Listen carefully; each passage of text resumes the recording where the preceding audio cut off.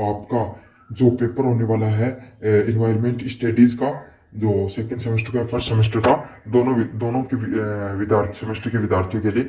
तो इसमें environment studies का जो पेपर होता है आपका वैल्यूएटेड कोर्स का, उससे संबंधित मैं महत्वपूर्ण क्वेश्चन आपको कराने वाला हूँ, एमसीक्यू जो बार बार एग्जाम के अंदर रिपीट होने वाले हैं। तो ये आपका कंप्लीट रिवीजन का एक वन शॉट वीडियो होने वाला है, जिसमें आपको यूनिट फर्स्ट का, यूनिट सेकंड का, यूनिट थर्ड का और यूनिट फोर का रिवीजन मैं आपको इसी वीडियो के अंदर आपको करवाने वाला हूँ इन्वायरमेंट स्टडी से संबंधित। तो बहुत महत्वपूर्ण वीडियो का, इसमें आपको थ्योरी भी करवाऊंगा मैं, साथ के साथ आपको इसमें देखने को मिलेंगे इंपॉर्टेंट एमसीक्यू भी। तो ऐसा ही नहीं कि सिर्फ एमसीक्यू बता बता के चला जाऊंगा, थ्योरी भी मैं आपको करवाने वाला हूँ। समझ में आ गया? और आपको अन्य जो वीडियो है उनके लिंक वो डिस्क्रिप्शन में मिल जाएंगे आपको। पहले वाला पर्सन है environment studies in the study of. तो इन्वायरमेंट जो स्टडी होती है, पर्यावरण का अध्ययन होता है, ये किसके अध्ययन से संबंधित होता है? तो पर्यावरण का अध्ययन है, ये किससे संबंधित होता है? Surrounding and get interaction with organism.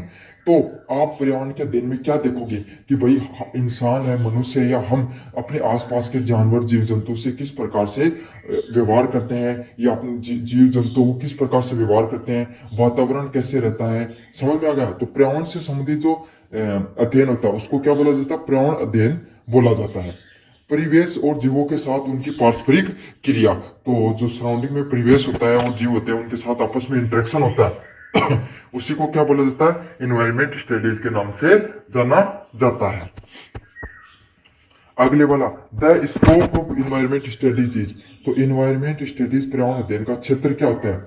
Wide and multi dispensary, व्यापक और बहुविषयक। मतलब एक से अधिक विषय इसमें होते हैं, 2 से 3 विषय होते हैं, और व्यापक भी होता है। क्यों होता है भाई व्यापक ज्यादा बड़ा क्यों देखने को मिलता है? क्योंकि आपको पता है इसके अंदर जो इन्वायरमेंट स्टडीज होता है, इसके अंदर क्या था, अपन कौन सा देखेंगे, अपन ज्योग्राफी का भी अध्ययन करेंगे।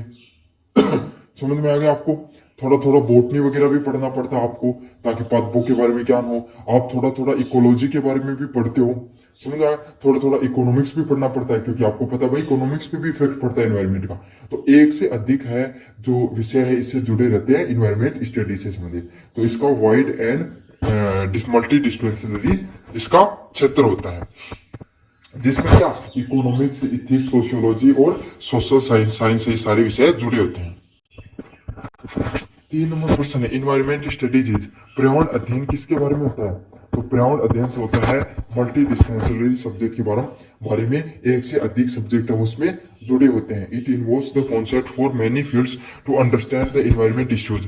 तो ये पर्यावरणीय समस्याओं को समझने के लिए विभिन्न क्षेत्रों के उदाहरणों को शामिल होता है। तो इसमें क्या होते हैं, एक से अधिक विषय है वो आपके जुड़े होते हैं पर्यावरण से संबंधित। समझ में आ गया आपको? Which is not a component of the environment. निम्नलिखित में से कौन सा एक पर्यावरणीय घटक नहीं है? तो कौन सा नहीं है? Text book. टेक्स्ट बुक क्या है? वो पर्यावरणीय घटक नहीं है। बाकी जल मंडल, तो जल मंडल क्या पर्यावरण से संबंधित होगा? वायुमंडल भाई जल से संबंधित होने वाला है बिल्कुल। स्थल मंडल है जो लिथोस्फीयर है, वो भी किससे संबंधित होगा? पर्यावरण से घटक से संबंधित होगा। लेकिन टेक्स्ट बुक होती है ये आपके पर्यावरण से संबंधित नहीं होती है। Environment science is concern with. तो पर्यावरण विज्ञान किससे संबंधित होता है? Interaction between human and nature.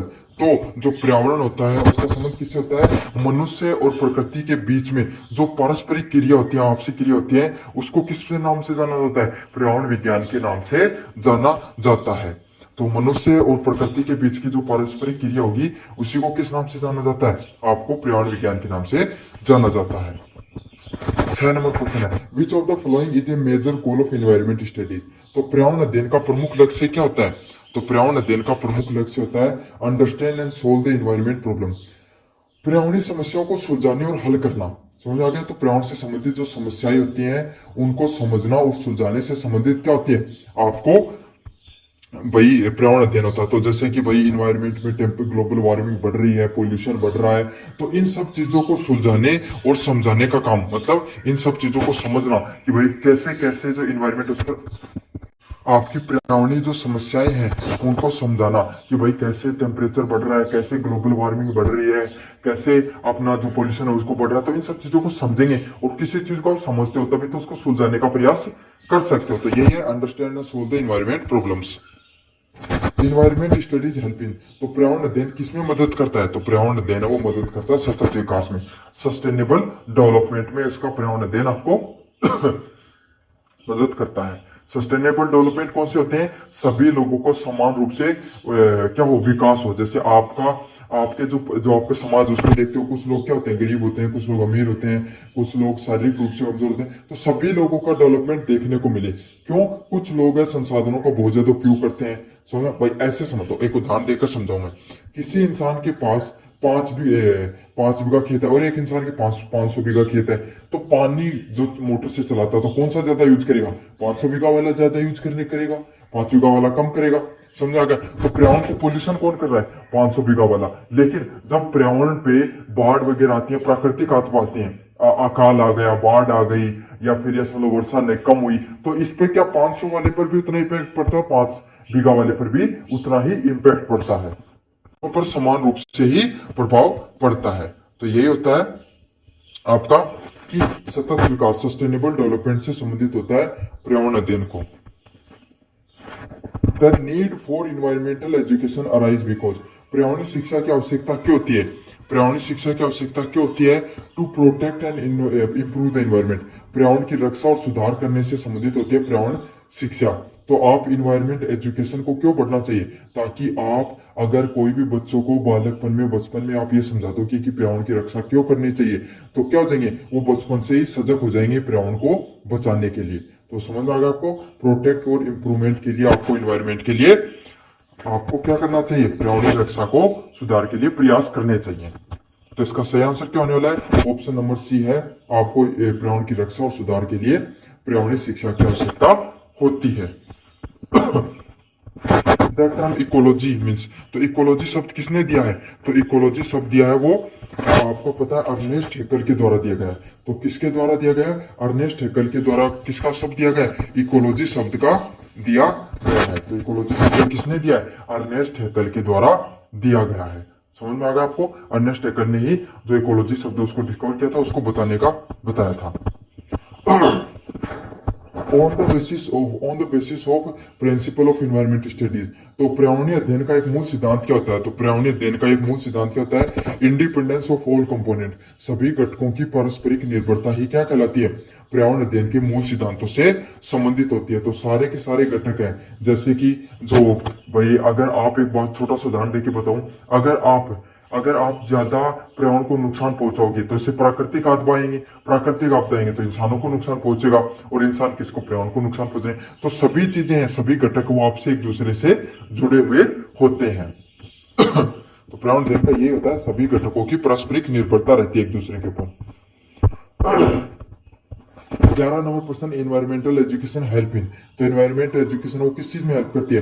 Understand the environmental issues, तो ये पर्यावरणीय मुद्दों को समझने में हेल्प करती है आपकी इन्वायरमेंट एजुकेशन। तो भाई, अगर आपको इन्वायरमेंट एजुकेशन में क्या क्या पढ़ाया जाता है कि भाई ग्लोबल वार्मिंग कैसे हो रही है, पोल्यूशन कैसे बढ़ रहा है, क्लाइमेटिक और डिजास्टर कैसे आते हैं, फ्लड्स कैसे आती हैं, आपको अर्थक्वेक्स कैसे आते हैं, और आपका लैंडस्लाइड्स क्यों होता है, अवलांच कैसे आता है। समझ में आ गया? तो ये सब चीजें हैं जो डिजास्टर हो गया, मैनेजमेंट हो गया, इन्वायरमेंट का इम्पैक्ट होता है, ये सब चीजें कहां पर सीखते हैं अपन? इन्वायरमेंट एजुकेशन में सीखते हैं। Environment awareness is necessary to, तो पर्यावरण जागरूकता क्यों जरूरी होती है? तो क्यों जरूरी होती है पर्यावरण जागरूकता? प्रोटेक्ट द नेचुरल रिसोर्सेज, प्राकृतिक संसाधनों की रक्षा के लिए जो आपकी जो पर्यावरणीय जागरूकता वो जरूरी होती है। तो इसका सही आंसर क्या होने वाला है? ऑप्शन नंबर बी है वो सही आंसर होने वाला है। आपको जो प्राकृतिक संसाधन की, आपके जो प्राकृतिक संसाधन है उनकी रक्षा के लिए आपको जो आपके नेचुरल रिसोर्सेज हैं उनको रक्षा करनी होती है। Which of the following is a method to spread the environmental awareness, तो निम्नलिखित में से कौन सा पर्यावरणीय जागरूकता फैलाने का एक तरीका होता है? तो कौन सा होता है? आप जन रैलियां फैला सकते हो, पर्यावरण से संबंधित अभियान और कर सकते हो, विद्यालय शिक्षा में बढ़ावा दे सकते हो। तो उपयुक्त सभी के सभी सभी चीजों का आप प्रयोग करके क्या कर सकते हो? पर्यावरणीय शिक्षा उसको बढ़ावा दे सकते हो। समझ में आ गया आपको? जन रैलियां कर सकते हो, पर्यावरण से संबंधित आपको कैंपेन कर सकते हो, और विद्यालय शिक्षा को बढ़ावा दे सकते हो। 14 नंबर प्रश्न, इन्वायरमेंट एजुकेशन शुड बी, तो पर्यावरण शिक्षा कैसी होनी चाहिए? सभी स्तरों पर अनिवार्य रूप से होनी चाहिए, कंपल्सरी एट ऑल लेवल्स। तो सभी स्तर पर जो प्राणी शिक्षा है वो अनिवार्य कर देनी चाहिए। तभी आप क्या हो सकता है, आपका जो एनवायरमेंट एजुकेशन है वो क्या हो गई, कंपलसरी हो जाएगी। कंपलसरी होगी तो बच्चों को एनवायरमेंट के बारे में ज्ञान होगा और एनवायरमेंट के बारे में अवेयर होंगे, उन्हें पता चलेगा, तो क्या होगा, पर्यावरण संरक्षण के लिए जागरूक होंगे। अब बचपन में बच्चों को आप सिखा देते हो कि भाई हमें पेड़ नहीं काटना चाहिए, पोल्यूशन कम फैलाना चाहिए, तो बच्चे क्या हो, बचपन से ही जागरूक रहेंगे इस चीज के लिए। समझ में आ गया आपको? तो इसीलिए हर स्तर पे इसको अनिवार्य कर देना चाहिए।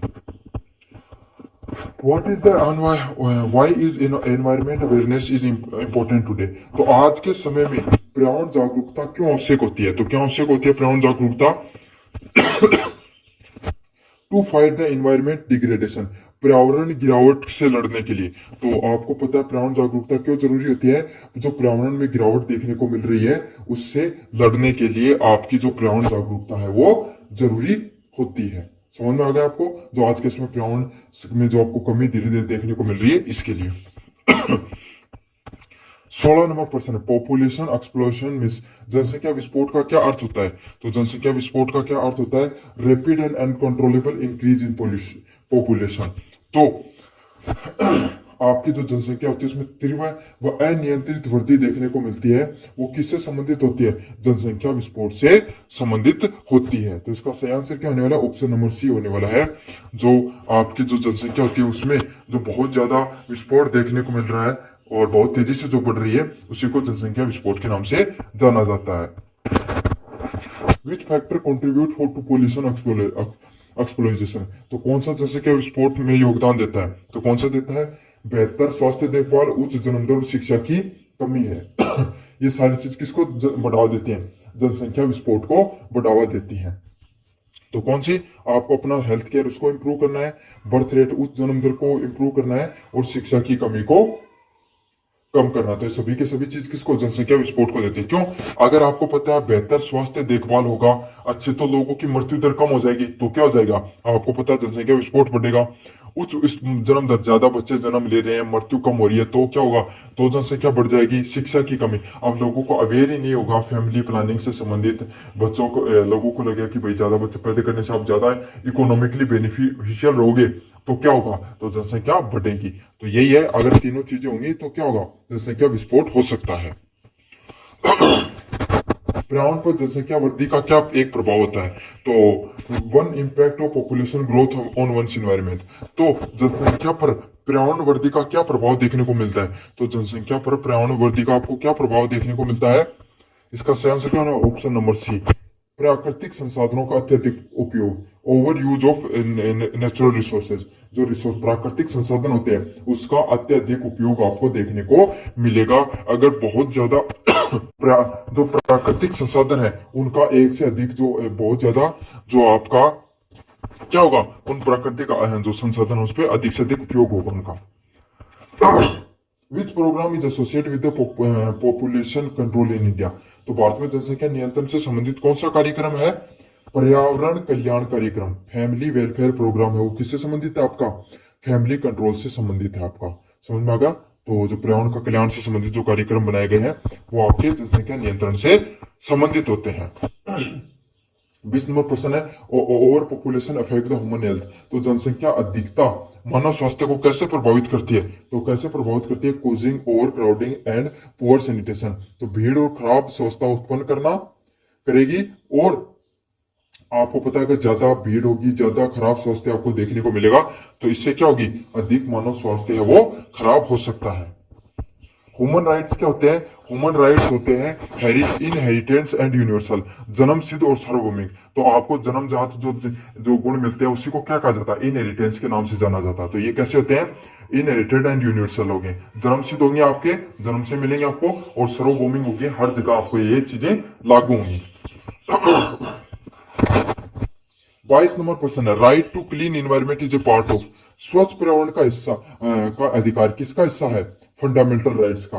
आपके मौलिक अधिकार होते हैं, आपको क्लीन एनवायरमेंट मिले, आपको स्वच्छ वातावरण है या पर्यावरण आपको मिले, ये आपका क्या होता है? एक फंडामेंटल राइट होता है, जन्म सिद्ध अधिकार होता है। अब आपको कमेंट बॉक्स में बताना है आपके कितने भारतीय संविधान में कुल कितने मौलिक अधिकार दिए गए हैं, और सभी के नाम भी लिख देना कि कौन से मौलिक अधिकार है हमारे। समझ में आएगा? मुख्य मुख्य जो भाग है ना, कितने भाग हैं और उसके उन भागों के क्या क्या नाम है। देखता हूँ आपको कितना जनरल नॉलेज का नॉलेज है। The universal declaration of human right was adopted in, तो मानव अधिकारों का सार्वभौमिक घोषणा कब अपनाई गई, तो कब अपनाई गई 1948 में। Universal declaration of human right was adopted in 1948, तो 1948 में मानव अधिकारों का जो सार्वभौमिक घोषणा है पत्र उसको अपनाया गया। तो इसका सही आंसर क्या होने वाला है, ऑप्शन नंबर बी है वो सही ऑप्शन होने वाला है। Which article of Indian constitution deal with environment, तो कौन सा करता है, आर्टिकल नंबर 21 है वो आपको स्वच्छ पर्यावरण से संबंधित होता है आपका। तो सही आंसर क्या होने वाला, ऑप्शन नंबर बी होने वाला है। 25 नंबर प्रश्न है, human right are essential for, तो मानव अधिकार किसके लिए आवश्यक होते हैं, सामाजिक न्याय से आपके संबंधित होते हैं। ह्यूमन राइट है मानव अधिकार वो सामाजिक न्याय से संबंधित होते हैं। 26 नंबर प्रश्न है, इन्वायरमेंटल डिग्रेडेशन वायलेट्स, तो पर्यावरण गिरावट किस चीज का उल्लंघन करती है, ह्यूमन राइट्स का, मानव अधिकारों का क्या होता है, उल्लंघन होता है इन्वायरमेंट डिग्रेडेशन में। समझ में आ गया आपको, आपके जो मौलिक अधिकार हैं वो क्या हो जाते हैं, खत्म होते चले जाते हैं पर्यावरण का जो गिरावट होती है उससे। राइट टू लाइफ इंक्लूड्स, जीवन जीने का अधिकार में क्या शामिल होता है, राइट टू हेल्थी इन्वायरमेंट, स्वस्थ पर्यावरण का अधिकार है वो हर व्यक्ति का अधिकार होता है। तो यूनिट फर्स्ट आपकी रिवाइज हो चुकी है, अब यूनिट सेकंड को देखेंगे। How many natural resources are classified, तो कितने प्रकार के नेचुरल रिसोर्सेज को बांटा गया है, दो प्रकार के, नवीनीकरण और गैर नवीनीकरण। नवीनीकरण कौन से होते हैं, जिनको बार बार यूज कर सकते हो, उनको जिसे आप रिसाइकल कर सकते हैं, जैसे कि सौर ऊर्जा होगी, तो सौर ऊर्जा क्या होती है, नवीनीकरण ऊर्जा होती है, ये असीमित मात्रा में हमारे पास उपलब्ध होती है। वायु ऊर्जा हो गई है ना, भूतापीय ऊर्जा हो गई, गोबर गैस हो गई, तो ये सब क्या होते हैं, ये ऐसे ऊर्जा के प्रकार होते हैं जो हमारे पास असीमित मात्रा में होते हैं और इनसे पोल्यूशन भी कम फैलता है। गैर नवीनीकरण वाले नॉन रिन्यूएबल वाले रिसोर्सेज कौन होते हैं, जिनको चलाने से आपके अंदर जो पोल्यूशन है वो भी बहुत ज्यादा फैलेगा, साथ के साथ पोल्यूशन भी ज्यादा फैलेगा आपके सामने, साथ के साथ आपका क्या होता है, ये सीमित मात्रा में होते हैं, जैसे जो नेचुरल गैस हो गई, आपकी प्राकृतिक गैस हो गई, और कोयला हो गया, जो साथ के साथ ये जो आपका पेट्रोलियम हो गया, डीजल हो गया, ये सब किसके गैर नवीनिक जो संसाधनों के प्रकार होते हैं, प्राकृतिक संसाधनों के। तो इसका कितना प्रकार होता है, दो प्रकार के होते हैं। निम्नलिखित में से कौन सा रिन्यूएबल नवीनीकरण रिसोर्स है, तो कौन सा है, हवा एक प्रकार की रिन्यूएबल रिसोर्स है, नवीनीकरण संसाधन का एक भाग होती है। तो इसका सही आंसर क्या होने वाला है, ऑप्शन नंबर सी है, हवा एक ऐसा ऊर्जा होती है जो हमेशा उपलब्ध रहती है, कभी समाप्त नहीं रहती है। तो इसका सही आंसर क्या होगा, ऑप्शन नंबर सी है वो सही ऑप्शन होने वाला है। निम्नलिखित में से कौन गैर नवीनीकरण संसाधन है, which of the following is a non renewable resource है, तो नॉन रिन्यूएबल मैंने बता दिया, जो असीमित मात्रा में रहते हैं उनको पर्यावरण प्रदूषण भी सीमित मात्रा में रहते हैं और पर्यावरण प्रदूषण भी बहुत ज्यादा होता है। तो कौन सा होता है, वाटर हो गया, सोलर एनर्जी, बायोगैस हो गया, सारे क्या है नवीनीकरण उदाहरण है। लेकिन जो कोल है आपके सामने, कोयले से क्या होती है, आपके कोयला सीमित मात्रा में है और उसको जब जलाते हो तो बहुत ज्यादा प्रदूषण भी फैलता है। तो इसका सही आंसर क्या, ऑप्शन नंबर सी है, कोयला है वो एक गैर नवीनीकरण संसाधन का उदाहरण है। 4 नंबर प्रश्न, वनों की अत्यधिक कटाई को क्या कहा जाता है ना, what is the term of for excessive cutting of forest, तो आप जो फॉरेस्ट होते हैं वनों की बहुत ज्यादा कटाई की जाती है, तो उसको किस नाम से जाना जाता है, उसको नाम से जाना जाता है डिफॉरेस्टेशन, वन संरक्षण के नाम से, वन शरण के नाम से उसको जाना जाता है। इससे क्या होता है, वन शरण से क्या होता है, आपका जो जंगल है वो काटे जा रहे हैं और जैव विविधता को इससे नुकसान पहुंचता है। समझ में आ गया आपको, डिफॉरेस्टेशन के नाम से इसको जाना जाता है। भूजल के अत्यधिक उपयोग से कौन सी समस्या उत्पन्न होती है, तो भूजल होता है उसका बहुत अधिक अगर आप उपयोग कर रहे हो तो उसकी कौन सी समस्या उत्पन्न हो सकती है, falling of water level, water table, तो जल स्तर में क्या हो सकती है, गिरावट देखने को आपको मिल सकती है। भाई अगर जमीन का जल ज्यादा से ज्यादा निकाल कर आप उपयोग में लोगे तो उससे क्या नुकसान होगा, आपका जो वाटर लेवल है, जो जल की जो कमी हो सकती है, आपके पानी की जल स्तर की कमी देखने को मिल सकती है। तो इसका सही आंसर क्या हो, ऑप्शन नंबर सी है वो सही आंसर होने वाला है। पर्यावरण परिवर्तन में सबसे अधिक योगदान किसका होता है, तो इन्वायरमेंट में जो बदलाव होता है उसमें सबसे अधिक योगदान किसका हो रहा है, what which contribute most to climate change, तो क्लाइमेट चेंज में सबसे अधिक योगदान किसका होता है, जीवाश्म ईंधनों का जलना, बर्निंग ऑफ फॉसिल फ्यूल। तो फॉसिल फ्यूल क्या होते हैं? फॉसिल फ्यूल होते हैं जो बहुत लाखों समय से हमारे जो सारे जो जो पृथ्वी की जो भूतापीय ऊर्जा से बनते हैं। अब कैसे बनते हैं? उससे क्या होता है, आपके जो जो जानवर हो गए वो मर गए, पेड़ कट गए, तो ये सब जो मलबा दब जाता है और काफी प्रेशर के बाद में इसके ऊपर मिट्टी जमती चली जाती है, नीचे चला जाता है, तो बहुत अधिक दबाव के बाद में सीखे होते हैं एक जगह कठोर हो जाते हैं और एक कुछ लिक्विड फॉर्म में बन जाते हैं, कुछ कोयले फॉर्म में बन जाते हैं। तो इन सब चीजों से ये बनते हैं। जैसे जीवाश्म ईंधनों को जलाते हो तो ये क्या करते हैं? कार्बन है, कार्बन जो CO2 उसको ज्यादा से ज्यादा इंटेक निकालते हैं। समझ में आ गया? तो क्लाइमेट है, ये ग्रीन हाउस गैसें ज्यादा बढ़ाते हैं, तो इससे क्लाइमेट ज्यादा चेंज होता है। तो उसका सही आंसर क्या होगा? जीवाश्म ईंधनों का जलना है, उससे क्या होता है? जलवायु परिवर्तन ज्यादा से ज्यादा देखने को मिलता है। 7 नंबर प्रश्न, विच of the following is an alternative source of energy? तो अल्टरनेटिव वैकल्पिक ऊर्जा का सोर्स कौन सा है? पवन ऊर्जा। पवन ऊर्जा क्या होती है? एक वैकल्पिक ऊर्जा होती है। डीजल, कोल और पेट्रोलियम ऊर्जा के अलावा आप सोलर ऊर्जा या पवन ऊर्जा का भी प्रयोग में ले सकते हो। आप ये एक वैकल्पिक ऊर्जा के रूप में कार्य करती है। तो इसका सही आंसर क्या होने वाला है? ऑप्शन नंबर सी है वो सही आंसर होने वाला है।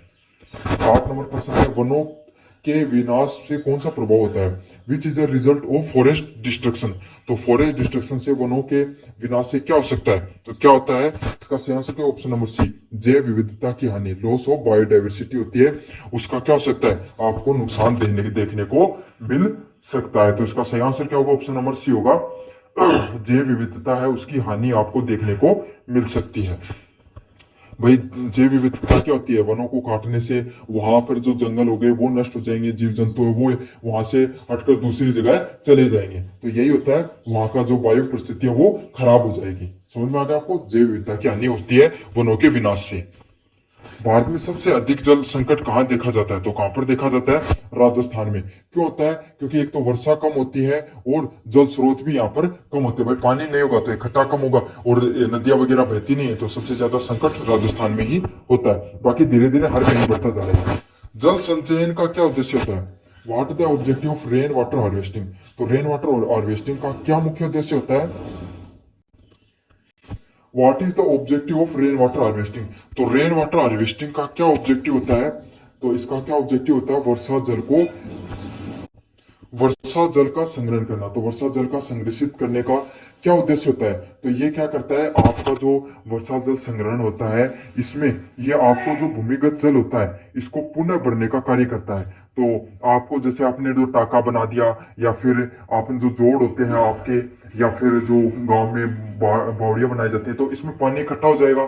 समझ में आ गया आपको? और उसी पानी से क्या होगा? अब वो धीरे धीरे नीचे जमीन में चला जाता रहता है, तो जो आप निकालते हो पानी को बाहर, अब वो वापस जमीन में चला जाएगा। दूसरी बात, ऐसे पानी बहता रहेगा, उसका कोई महत्व नहीं होता, वो इवोपरेट होकर वापस वहां पर चला जाता है आसमान में, और वापस वर्षा हो जाती है, तो उसका कोई महत्व नहीं होता। लेकिन अगर आप रेन वाटर हार्वेस्टिंग करते हो, जल का संचयन करते हो, उससे क्या होता है? आपका भूजल है उसका स्तर बढ़ता है। तो इसका सही आंसर क्या होगा? ऑप्शन नंबर सी है, वर्षा जल का संरक्षण करना।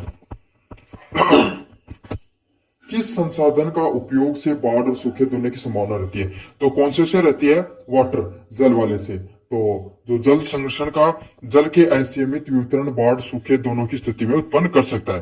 तो जल है उसका असीमित वितरण, जल है अगर उसका बहुत ज्यादा वितरण हो जाएगा तो बाढ़ आ जाएगी, और कम होगा तो क्या हो जाएगा? सूखा आ जाएगा। तो यही होता है, जो एक साथ दोनों चीजें कर सकता है, बाढ़ भी ला सकता है, सूखा भी ला सकता है। तो ये एक सीमित मात्रा में सही रहे तो ही अच्छा है, ना तो ज्यादा होना पानी का अच्छा, ना कम होना भी अच्छा है। 13 नंबर प्रश्न है, जल निकासी की समस्या किस चीज से होती है? Water logging occurs due to. तो किससे संबंधित होती है? ओवर इरिगेशन की वजह से, अत्यधिक सिंचाई की वजह से आपके अंदर क्या होता है? वाटर लॉगिंग होती है। तो क्या हो जाता है? जो फसल को बार बार पानी देने से क्या होता है? मिट्टी में पानी भर जाता है और जल की निकासी नहीं होती। वो अपन कहते हैं ना टीप, मतलब मिट्टी के ऊपर एक लेयर हो जाती है, फिर उस पर पानी डालते रहो, वो नीचे जाती नहीं है पानी। समझ गए ना? तो उसी को ओवर इरिगेशन की वजह से वाटर लॉगिंग देखने को मिलता है आपको। भूमिक्षरण के मुख्य कारण क्या होते हैं? What is the major cause of land degradation?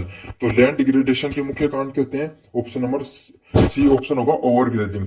ज्यादा से ज्यादा जानवर अगर खाते रहेंगे इन सब चीजों को, तो ओवरग्रेजिंग आपको देखने को मिल सकती है, अति चराई है वो आपको देखने को मिल सकती है। तो इसका सही आंसर क्या होगा, ऑप्शन नंबर सी है वो सही आंसर होने वाला है। मवेशियों द्वारा अत्यधिक चराई मिट्टी की ऊपरी परत को कमजोर बना देती है। 14 नंबर प्रश्न है, खनिज संसाधनों का अत्यधिक दोहन किस समस्या को उत्पन्न करता है? तो किसको करता है? पर्यावरणीय क्षति को। खनिज का बहुत ज्यादा दोहन होता चला जाएगा तो क्या पर्यावरण में क्षति हो जाएगी, पर्यावरण में नुकसान हो जाएगा। जैसे कि अब पानी है, पानी भी एक संसाधन है, उसका ज्यादा उपयोग कर लोगे तो सूख, आपको पता है फिर वहां पे पानी नहीं रहेगा, लोगों को डिस्प्लेस करके जाना होगा, तो ये पर्यावरण की क्षति देखने को मिल सकती है। सिंथेटिक उर्वरकों को लगातार उपयोग किसके द्वारा किया जा सकता है? तो सिंथेटिक उर्वरकों को किस लिए उपयोग किया जाता है? सोइल फर्टिलिटी के लिए। तो आपको पता है भाई, आप डीएपी वगैरह या यूरिया वगैरह क्यों डालते हो? ताकि आपकी मिट्टी की उर्वरकता बनी रहे। तो इसका सही आंसर ऑप्शन नंबर ए होने वाला है। सौर ऊर्जा किस प्रकार की ऊर्जा? सोलर ऊर्जा इज ए टाइप ऑफ नवनीकरण ऊर्जा होती है, रिन्यूएबल एनर्जी होती है। तो इसका सही आंसर क्या होने वाला? ऑप्शन नंबर सी है सही आंसर होने वाला है। एक प्रकार की नवनीकरण ऊर्जा का भाग होती है, ये कभी भी खत्म नहीं होती है, तो बार बार रिन्यूएबल होती रहती है, नवनीकरण होती रहती है। तो इसका सही आंसर ऑप्शन नंबर सी होने वाला है। सस्टेनेबल डेवलपमेंट के क्या उद्देश्य होते हैं? What is the aim of sustainable development? तो क्या होते हैं? वर्तमान और भविष्य दोनों के लिए संसाधनों का संरक्षण करना। Preserving resources for present and future, तो आप अपने वर्तमान के लिए और भविष्य के लिए, दोनों के लिए अपने जो संसाधन है उनको बचा के रखो। जैसे कि आप पानी है, आप पानी का इतना उपयोग करो कि आपका भी अच्छे से उपयोग हो जाए और आने वाली जनरेशन के लिए भी बच के रह जाए। समझ में आ गया? प्रकृति है, पेड़ पौधे आपको भी लगाने चाहिए, ताकि क्या हो जाए, आप ऐसे सोचो हम तो एसी लगा लेंगे तो वो क्या हो जाए, गर्मी कम हो जाएगी। एसी लगाकर आप घर को तो ठंडा रख सकते हो माना कि, लेकिन घर से बाहर तो आपको निकलना होगा, हमेशा गर्मी तो नहीं रहोगे। समझ में आ गया? तो वो किससे होगा? वो आपका पेड़ पौधे लगाने से ही होगा। तो ये था सस्टेनेबल डेवलपमेंट, कहते हैं वर्तमान और भविष्य की दोनों को संरक्षण करना। 18 सतत विकास लक्ष्य कितने होते हैं? तो कुल प्रकार के जो सस्टेनेबल डेवलपमेंट गोल होते हैं वो 17 प्रकार के होते हैं। कितने प्रकार के होते हैं? 17 प्रकार के होते हैं। संयुक्त राष्ट्र संघ द्वारा 17 प्रकार के सतत विकास लक्ष्य को निर्धारण किया गया है। तो इसका सही आंसर क्या होगा? ऑप्शन नंबर सी होगा। जो वाटर 19 नंबर प्रश्न है, वाटर शेड प्रबंधन का मुख्य उद्देश्य क्या होता है? वाटर शेड प्रबंधन का what is the main M of water shade management? तो जल संरक्षण और मृदा संरक्षण से संबंधित होते हैं वाटर शेड। तो ये क्या होते हैं? वाटर शेड क्या होते हैं? छोटे छोटे जल रोकने के लिए और मिट्टी कटाव को ध्यान में रखने के लिए क्या बनाए जाते हैं? वाटर शेड बनाए जाते हैं। जैसे आप अपने गांव में जो खेत होते हैं वो मेड़बंदी कर देते हैं ना, अपन मेड़ लगा देते हैं, मिट्टी की मेड़ लगाते हैं ताकि पानी है आपके खेत में रुके और दूसरे वाले में नहीं जाए। तो वही होता है, उससे वाटर शेडिंग का उदाहरण मान सकते हो। 20 नंबर प्रश्न है, बंजर भूमि पुनः प्राप्ति वेस्टलैंड रिक्लेमेशन का क्या लाभ होता है? तो क्या लाभ होता है? कृषि योग्य भूमि बढ़ती है इससे। समझ में आ गया आपको? तो वेस्टलैंड रिक्लेमेशन मतलब मान लो बंजर पड़ी कोई भूमि है और उसको फिर से सही कर लिया गया और बाने लायक बना लिया गया, आप बा सकते हो, उस पर कृषि कर सकते हो। तो उससे क्या होगा? उससे आपका जो कृषि योग्य भूमि है वो और बढ़ जाती है। तो इसका सही आंसर क्या होने वाला है? ऑप्शन नंबर बी है वो सही आंसर होने वाला है। आधुनिक कृषि प्रणाली से कौन सी समस्या उत्पन्न होती है? What is the common problem in the modern agriculture? तो मॉडर्न एग्रीकल्चर से कौन सी समस्या उत्पन्न होती है? सही आंसर होने वाला सी नंबर, रासायनिक उर्वरकों की निर्भरता वो बढ़ती है। तो आज के समय की कृषि की सबसे बड़ी कमी यही है कि आपके जो उर्वरक है उन पर अपनी निर्भरता बहुत ज्यादा रहती है। सोइल इरोजन, मृदा अपरदन का मुख्य कारण क्या होता है? मृदा अपरदन का क्या कार्य होता है? मुख्य भारी वर्षा और तेज ऊर्जा। तो आपको पता है अगर बहुत तेज वर्षा हो जाएगी और बहुत तेज वर्षा हो जाएगी तो क्या होगा? मिट्टी की जमीन की ऊपरी परत होती है वो बहकर चली जाती है। आपको पता है ना, आपने देखा होगा बड़े बड़े खड्डे पड़ जाते हैं। और स्ट्रॉन्ग विंड, अब आंधियां चलती है तब भी क्या होती है? मिट्टी उड़ उड़ के चली जाती है। तो इससे क्या हो जाता है? मृदा का क्षरण होता है। सतत जीवन शैली किस सिद्धांत पर आधारित होती है? तो sustainable life style is based on the principle of तो आपको पता है सतत जीवन शैली कौन से सिद्धांत पर कार्य करती है? तो कौन से सिद्धांत पर काम करती है? संसाधनों का समान रूप से उपयोग करने पर, इक्विटेबल यूज ऑफ रिसोर्सेज। तो रिसोर्सेज होते हैं, संसाधन होते हैं, आप उनका समान रूप से उपयोग करो, वही होती है आपकी सतत जीवन शैली से संबंधित होती है। खनिज संसाधनों के अंधाधुंध उपयोग से क्या होता है? तो क्या होता है? संसाधनों को समाप्त होने का खतरा रहता है। तो इसका सही आंसर क्या ऑप्शन नंबर सी होगा, संसाधन है वो समाप्त हो जाएंगे, रिसोर्सेज का डिप्लीशन देखने को मिलता है। कौन सी टिकाऊ प्रथा sustainable, which of the following is sustainable practice, तो कौन सी सस्टेनेबल प्रैक्टिस है, वर्षा जल संग्रहण करना, रेन वाटर हार्वेस्टिंग, वो किससे संबंधित होती है, एक सस्टेनेबल डेवलपमेंट से संबंधित होती है। इससे क्या होता है, रेन वाटर हार्वेस्टिंग से जल संरक्षण और टिकाऊ पर्यावरण अनुकूल विधि होती है। मतलब रेन वाटर हार्वेस्टिंग से क्या होता है, आपका जो इन्वायरमेंट को फायदा देखने को मिलता है। बाकी जंगलों की कटाई करने क्या एक डेवलपमेंट होगा, नहीं होगा। अत्यधिक इरिगेशन करोगे तो इससे भी नुकसान होगा, और कीटनाशकों का, रासायनिक कीटनाशकों का प्रयोग करते हो तो इसको भी भूमि के नुकसान पहुंचता है। अब पहले नंबर प्रश्न की बात करें, यूनिट नंबर 3 की, पारिस्थितिक तंत्र, इकोसिस्टम का मूल घटक क्या था, what is the basic component of an ecosystem, तो इकोसिस्टम का मूल घटक क्या होता है, तो इसका सही आंसर क्या होना, ऑप्शन नंबर सी होगा, जैव और अजैविक घटक है, बायोटिक एंड एबायोटिक कंपोनेंट है, वो आपको पारिस्थितिक सिस्टम या आपको इकोसिस्टम से संबंधित होते हैं। तो जैविक घटक कौन से होते हैं, जो जैव से संबंधित, जो आपके पर्यावरण से संबंधित जैविक घटक होते हैं। अजैविक घटक कौन से होते हैं, निर्जीव घटक होते हैं, जैसे आपका आप जानवर हो गए, मनुष्य हो गए, ये जैविक घटक में आते हैं। पेड़ पौधे हो गए, ये सब चीजें किसमें आती है, अजैविक घटक में देखने को मिलती है। और जैविक और अजैविक घटक है ये आपस में जुड़े होते हैं। आपको पता है पेड़ पौधे निर्जीव जरूर होते हैं, लेकिन इन्हीं की वजह से आज ये अपन जो जीवन है, अपना जीवन या जानवरों का जीवन किसकी वजह से है, इनके वजह से ही अपना जीवन है। खाद्य श्रृंखला का पहला घटक कौन सा था, what is the first, who is the first in the component chain, तो कंपोनेंट चेन में आपके पहले कौन होते हैं, प्रोड्यूसर, उत्पादन करने वाले सबसे चैन में सबसे ऊपर होते हैं। तो उत्पादन करने वाले कौन होते हैं, उत्पादन करने वालों में आते हैं जैसे पेड़ पौधे होते हैं, ये उत्पादन करते हैं खाने का सबसे पहले। समझ में आ गया, तो इसका आंसर सही होगा। ऊर्जा प्रवाह किस दिशा में होता है, हमेशा ऊर्ध्वाधर, एक दिशा में ऊपर की तरफ होता है ऊर्जा का प्रवाह। किस तरीके से होता है आपको, इसमें वैसे सही आंसर होगा एक दिशा में। पारिस्थितिक तंत्र में कैसे होता है, सूर्य से उत्पादकों की तरफ, तो सूर्य की ऊर्जा वो पेड़ पौधों पर पड़ती है, फिर वो पेड़ पौधों से जो नाद लगता है वो अपन उपभोक्ता अपन खा लेते हैं, उपभोक्ता अंत में उपभोक्ता प्रभावित होती है। फिर अपन जैसे अपन ने खा लिया और अपनी मृत्यु हो गई तो क्या हो जाता है, जैसे कुत्ता वगैरह वो या जानवर उसकी मृत्यु हो गई तो उसको क्या कर लेते हैं, डिकम्पोजर है, ये जो कीड़े मकोड़े हैं या फिर जो चील गिरद वगैरह खा लेते हैं, तो फिर उससे ऊर्जा उनमें चली गई। तो इस प्रकार होता है एक देशीय में, एक दिशा में ऊर्जा उसका प्रभाव देखने को मिलता है। निम्नलिखित में से कौन पारिस्थितिक तंत्र इकोसिस्टम की सर्विस है, तो which of the following is an service of ecosystem, तो इकोसिस्टम की कौन सी है, जलवायु नियंत्रण, क्लाइमेट रेगुलेशन है, वो पारिस्थितिक तंत्र से संबंधित होती है। इसका सही आंसर क्या होने वाला, ऑप्शन नंबर बी वो सही ऑप्शन होने वाला है। भारत में कौन सा पारिस्थितिक तंत्र समुद्री है, तो which of the following is the marine ecosystem in India, तो कौन सा है, इसका सही आंसर क्या होगा, option number D, Bay of Bengal, Bengal की खाड़ी है वो मरीन इकोसिस्टम से संबंधित होती है। मरीन इकोसिस्टम क्या होगा, जहां पर भाई आपको समुद्री जो जलवायु पाई जाए उसे मरीन इकोसिस्टम के नाम से जाना जाता है। तो बंगाल की खाड़ी के आसपास ही तो है भाई समुद्र, बाकी हिमालय सुंदरमल डेल्टा के आसपास थोड़ी है।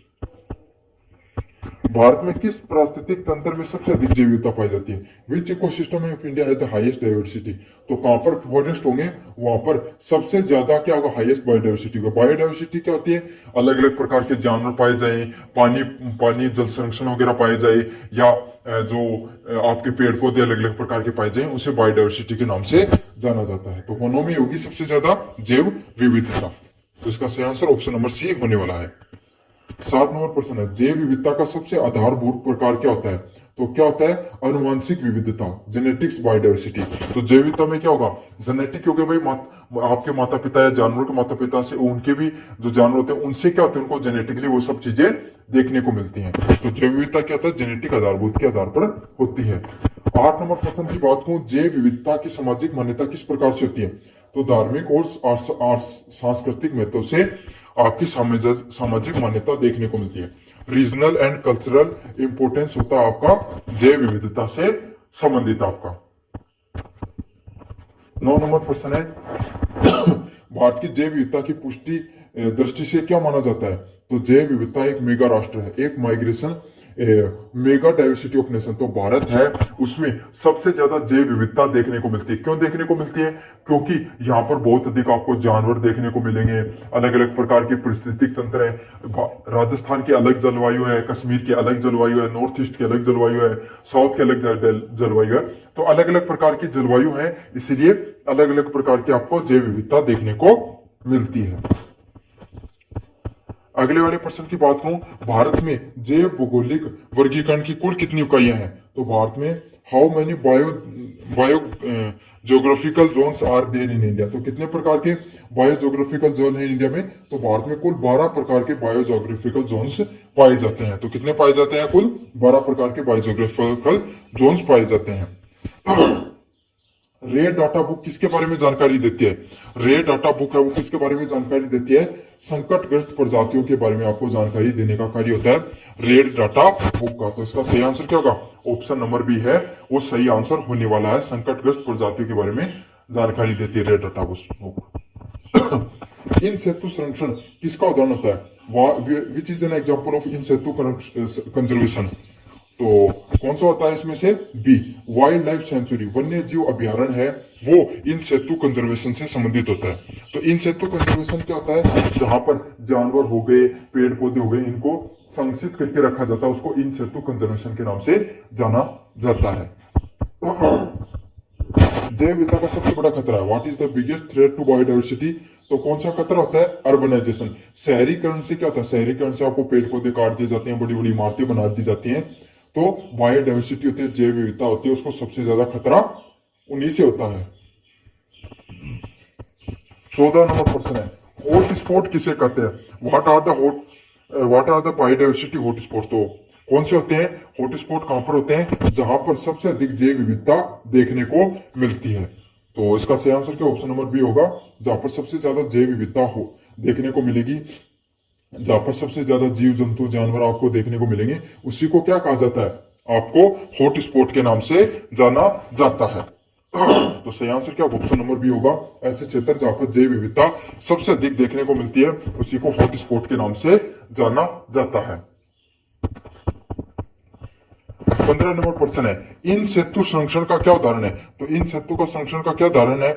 Which is an example of in Setu conservation, तो इन सेतु कंजर्वेशन का क्या उदाहरण होते हैं? सही आंसर ऑप्शन नंबर सी होगा, बीज बैंक।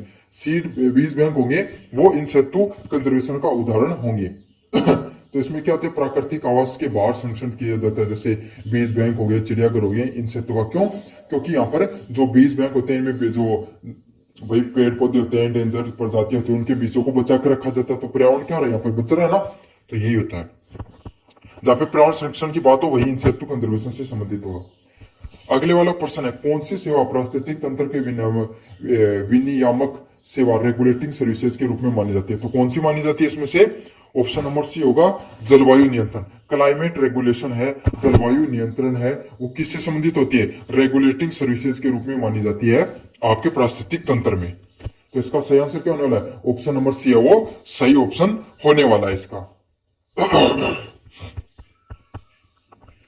17 नंबर प्रश्न है, निम्नलिखित में से कौन एक प्राथमिक उपभोक्ता primary consumer, which of the following is an primary consumer, तो कौन सा होता है? डियर, जो हिरन होती है वो एक क्या होती है? प्राइमरी कंज्यूमर होती है। तो जो सीधे आपके पेड़ पौधों पर निर्भर रहे वही प्राइमरी कंज्यूमर की आपकी श्रेणी में आते हैं।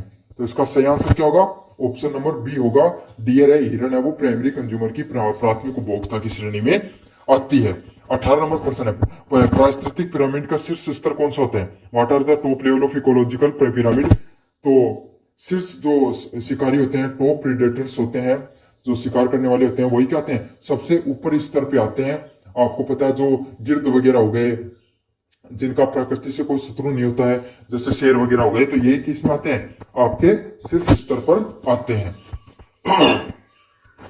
जैव विविधता का विक्रय मूल्य ऑप्शन वैल्यू क्या दर्शाता है? What does the option value of biodiversity indicate, तो क्या दर्शाता है इसमें? यह दर्शाता है भविष्य का उपयोग की संभावना। तो potential use of potential future use, भविष्य में उपयोग की संभावना किसकी दिखाई जाती है? आपकी जैव विविधता के विकल्प मूल्य के रूप में दिखाई जाती है। 20 नंबर प्रश्न की बात करूं, भारत में जैव विविधता हॉटस्पॉट कौन सा शामिल है? Which of the following is an biodiversity hot spot in India? तो भारत में जैव विविधता हॉट स्पॉट में कौन शामिल होता है? तो कौन शामिल होता है? पश्चिमी घाट। पश्चिमी घाट हैं वो हॉट बायोडाइवर्सिटी हॉट स्पॉट के रूप में पाए जाते हैं। तो इसका सही आंसर क्या होगा? ऑप्शन नंबर बी होगा। वेस्टर्न घाट्स हैं वो बायोडाइवर्सिटी हॉट स्पॉट के रूप में जाने जाते हैं उनको। 21 नंबर प्रश्न है, जैव विविधता के लिए सबसे बड़ा खतरा कौन है? तो कौन होते हैं?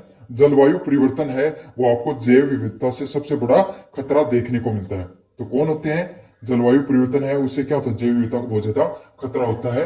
जो आपका जलवायु उसमें अगर लगातार बदलाव हो रहा है तो। अगले वाला प्रश्न है, आर्द्र भूमि पारिस्थितिक तंत्र की क्या विशेषता होती है? तो आर्द्र भूमि what are the key characteristics of wetland ecosystem की क्या होते हैं? स्टैंडिंग वाटर, स्थायी वाटर है, पानी है, वो क्या होता है? अगर वो रहेगा तो जो वेटलैंड इकोसिस्टम उसका नुकसान होता रहेगा। तो इसका सही आंसर क्या होने वाला है? Option number B. आर्द्र भूमि में सामान्यतः स्थायी व मौसमी जल मौजूद होते हैं जो पारिस्थितिक तंत्र को बनाए रखते हैं। तो इसका सही आंसर क्या होने वाला है? ऑप्शन नंबर बी होने वाला है। स्टैंडिंग वाटर है वो आर्द्र भूमि को, वेटलैंड को नुकसान पहुंचाने का कार्य करते हैं। 23 नंबर प्रश्न है, उपघटक डीकम्पोजर्स का मुख्य कार्य क्या होता है? What are the main function of decomposers? तो इनका कार्य क्या होता है? उपघटकों का अपशिष्टों को विघटित करने के काम आते हैं। जो कचरा वगैरह होता है उसको डिकम्पोज करने काम आते हैं। तो गोबर हो गया, उसको क्या होता है? वो डिकम्पोज कर दिया जाता है कीड़े मकोड़े के द्वारा, तो उसी को क्या बोला जाता है? उपघटक के रूप में जाना जाता है उनको। अगले वाला प्रश्न 24 नंबर प्रश्न, निम्नलिखित में से कौन भारत में एंडेमिक प्रजाति है? मतलब भारत की खुद की। तो शेरील है, शेर है, ये भारत के पश्चिमी घाटों में पाई जाते हैं और यहीं पर पाई जाने वाली क्या होती है? एक प्रकार की प्रजाति होती है जो सिर्फ भारत में पाई जाती है, उसको एंडेमिक बोला जाता है। जैव विविधता की उत्पादक उपयोगिता, प्रोडक्टिव यूज का क्या अर्थ होता है? Productive use of biodiversity means. तो प्रोडक्टिव यूज का अर्थ क्या होता है? भोजन, लकड़ी, औषधियां और उत्पादन। तो कोई भी भोजन हो गया, लकड़ी होगी, औषधि और उत्पादन हो गया, वो किससे? प्रोडक्टिव यूज में कार्य आते हैं। जैव विविधता के उत्पादन में उनका कार्य होता है। जैसे आप तो इनसे क्या होते हैं? ये संसाधन होंगे जिनका उपयोग कर सकते हो इन सब चीजों में।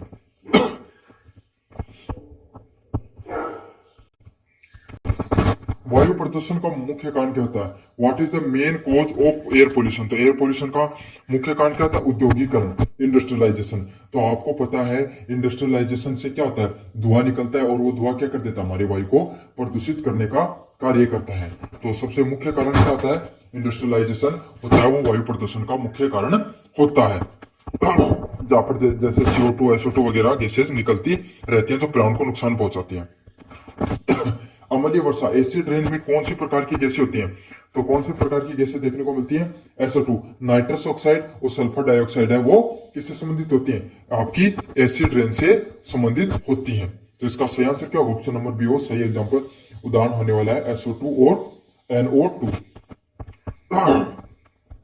ओजोन परत की सतह मुख्यतः किस गैस से होती है? CFC, क्लोरोफ्लोरोकार्बन है, उसकी सतह है वो किससे होती है? ओजोन परत की सतह होती है। तो आपके जो कूलर वगैरह, ये जो रेफ्रिजरेटर वगैरह हो गए, AC वगैरह में CFC डाली जाती थी पहले, अब तो बैन कर दिया गवर्नमेंट ने। तो इससे क्या होता है? इन्वायरमेंट का नुकसान होता है। ग्रीन हाउस प्रभाव के कारण क्या होता है? तो green house environment, what is the cause of green house impact? तो क्या होता है इससे? ग्लोबल वार्मिंग, जो पृथ्वी है उसका तापमान है वो बढ़ता है। तो इससे क्या होता है? ग्लोबल वार्मिंग देखने को मिलती है आपको ग्रीन हाउस गैसेस से। पर्यावरण परमाणु दुर्घटनाओं का क्या प्रभाव होता है? What are the major effect of nuclear accident? तो न्यूक्लियर एक्सीडेंट से क्या होता है? सही आंसर क्या? Option number C, radioactive pollution देखने को मिलता है आपको। तो इसका सही आंसर ऑप्शन नंबर सी होने वाला है। परमाणु दुर्घटनाओं का प्रभाव देखने को मिलता है, रेडियो एक्टिव पोल्यूशन है वो आपको देखने को मिलता है। तो इसका सही आंसर क्या? ऑप्शन नंबर सी है वो सही आंसर होने वाला है। 6 नंबर प्रश्न है, जैव चिकित्सक कचरा बायोमेडिकल वेस्ट कहां से उत्पन्न होता है? तो बायोमेडिकल वेस्ट आपको कहां से देखने को मिलता है? हॉस्पिटल से देखने को मिलता है बायोमेडिकल वेस्ट होता है वो। तो हॉस्पिटल वगैरह से आपको जो सिरिंज वगैरह हो गई या फिर जो बायोमेडिकल जो वेस्ट हो गया, जो बहुत खतरनाक बीमारियों से संबंधित चीजें भी होती हैं, वो आपको कहां से निकलती है? जैव चिकित्सा कचरे से कहां से निकलता है? हॉस्पिटलों से निकलता है। अच्छा प्रश्न है, याद कर लेना। 7 नंबर प्रश्न है 3R क्या होता है? तो रिड्यूस, रीयूज एंड रिसाइकल। तो कोई भी चीज है उसको कम उपयोग करो, बार बार उपयोग करो और रिसाइकल कर दो, फिर उसको दोबारा उपयोग करने के लिए भेज दो। तो इसको 3R से माना जाता है। जैसे कि प्लास्टिक है, प्लास्टिक की बोतल है, उसको क्या कर सकते हो आप? कम यूज कर सकते हो और एक बार यूज कर लिया तो बार वापस यूज करो, और जब वो खत्म होने की कगार में जाए, आप वापस यूज नहीं कर सकते, तो उसको रिसाइकल के लिए दे दो। तो इससे क्या होता है? प्लास्टिक है, ये आपको पता है एनवायरमेंट को बहुत ज्यादा इंपैक्ट करता है। तो इससे क्या होगा? उसका जो इम्पैक्ट कम करेगा, और कचरा है जो मतलब बार बार यूज होगा, तो आपको पता है भाई कम लोगों तक कम लोग है, वो नया कम बनेगा, नया प्लास्टिक कम आएगा मार्केट में, और कम आएगा तो इन्वायरमेंट को कम नुकसान होगा। ई वेस्ट किससे संबंधित होता है? तो ई कचरा किससे संबंधित होता है? इलेक्ट्रॉनिक डिवाइस से संबंधित होता है। तो ई का तो अर्थ ही इलेक्ट्रॉनिक होता है। ई का क्या अर्थ होता है? इलेक्ट्रॉनिक अर्थ होता है इसका। समझ में आ गया आपको? तो ई कचरा किससे संबंधित होता है? इलेक्ट्रॉनिक डिवाइसेस से, इलेक्ट्रॉनिक उपकरणों से संबंधित होता है। तो इसका सही आंसर क्या होगा? ऑप्शन नंबर सी होगा, इलेक्ट्रॉनिक डिवाइसेस से संबंधित होता है। 9 नंबर प्रश्न है औद्योगिक अपशिष्ट, इंडस्ट्रियल वेस्ट से कौन सा खतरा होता है? What is the danger of industrial waste? तो इंडस्ट्रियल वेस्ट से आपको किस प्रकार का खतरा देखने को मिलता है? सॉइल पोल्यूशन, मृदा प्रदूषण है वो आपको सॉइल वेस्ट है वो किससे देखने को मिलता है? इंडस्ट्रियल वेस्ट से देखने को मिलता है। अगले वाला प्रश्न 10 नंबर प्रश्न, नगर पालिका ठोस कचरे का मुख्य स्रोत क्या होता है? What is the main source of municipal solid waste? तो नगर पालिका के ठोस कचरे का मुख्य स्रोत क्या होता है? तो इसका सही आंसर क्या है? Option number B, household है वो आपको इसका मुख्य स्रोत होता है। जैसे प्लास्टिक कचरा, कागज भोजन है, या आपको नगर पालिका के कचरे के अंतर्गत आते हैं। तो सबसे ज्यादा कचरा नगर पालिका के लिए कहां से निकलेगा? घर से निकलेगा भाई, लोग वहीं से तो देते हैं। तो आप अपने घर में वही आता ना, आप जयपुर के आसपास के, तो वो तो गाड़ी आके जाती है नगर पालिका वाली, कचरा आया घर से निकालो वो वाली।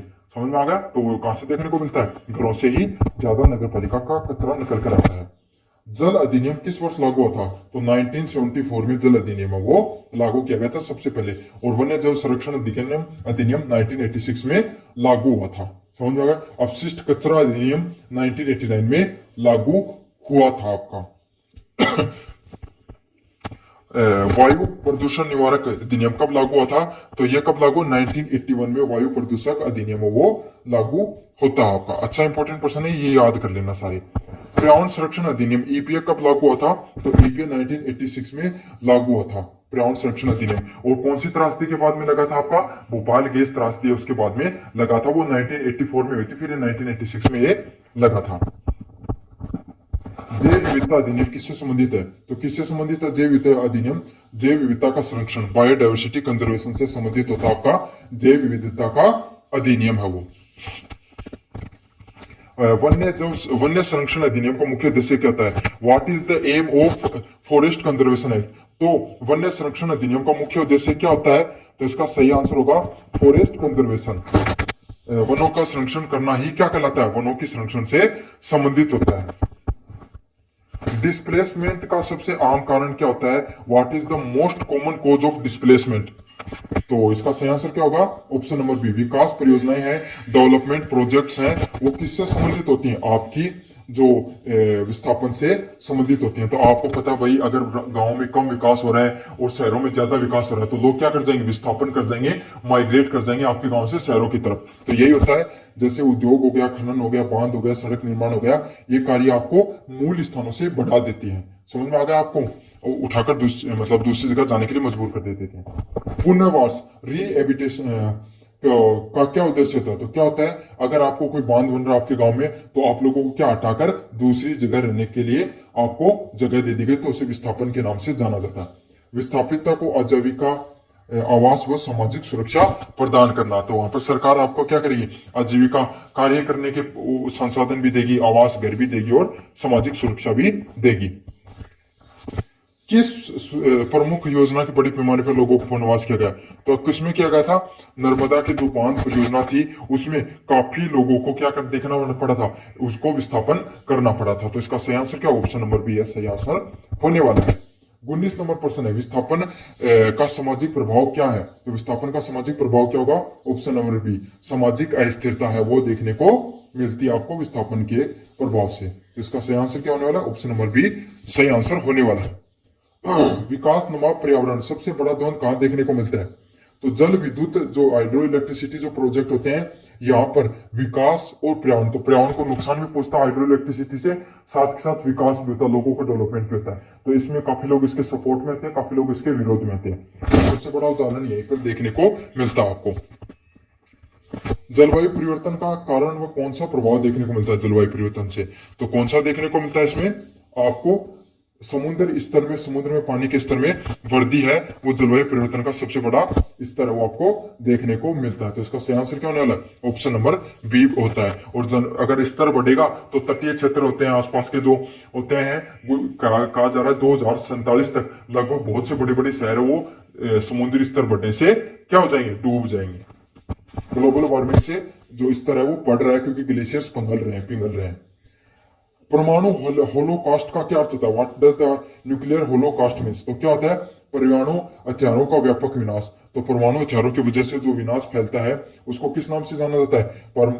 परमाणु होलोकॉस्ट के नाम से जाना जाता है। अगले वाला प्रश्न है, ध्वनि प्रदूषण का मुख्य कारक क्या होता है? तो क्या होता है? औद्योगिक मशीनें और यातायात है, वो किससे संबंधित होता है? आपका ध्वनि प्रदूषण से संबंधित होता है। तो इसका सही आंसर क्या होने वाला? ऑप्शन नंबर सी है वो सही आंसर होने वाला है। मृदा प्रदूषण का कौन सा योगदान होता है? What contribute to soil pollution? तो सोइल पोल्यूशन में कौन कंट्रीब्यूट करता है? रासायनिक उर्वरक और फर्टिलाइजर्स होते हैं, वो आपके क्या करते हैं? मृदा प्रदूषण में आपका योगदान देते हैं। तो इसका सही आंसर क्या होगा? ऑप्शन नंबर बी है वो सही आंसर होने वाला है। तो रासायनिक उर्वरक और कीटनाशक होते हैं, वो आपको अत्यधिक उपयोग से आपकी मिट्टी की गुणवत्ता और जैव विविधता नकारात्मक प्रभाव पड़ता है। 25 नंबर प्रश्न है, तापीय प्रदूषण थर्मल पोल्यूशन किससे उत्पन्न होता है? तो थर्मल पोल्यूशन किससे होता है?